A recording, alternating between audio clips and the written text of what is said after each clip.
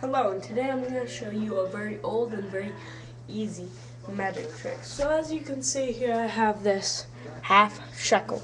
Well, I'm going to take that half shekel and put it right here in the middle of this paper. Now I'm going to fold it up in here, or I'll take it, put it right here in the middle of the paper, plainly see it. Now how about I take it and just fold it up right in here, like that.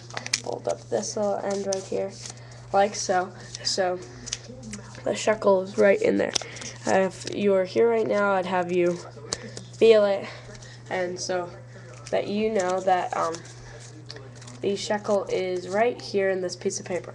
Well, now I'm going to take this piece of paper and put it right here under this jar. So now I have no way of touching that shekel. So now what we're going to do is, if we think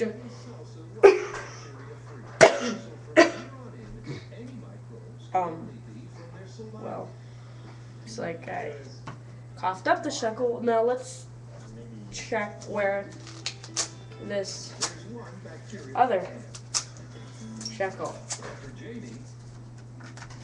went.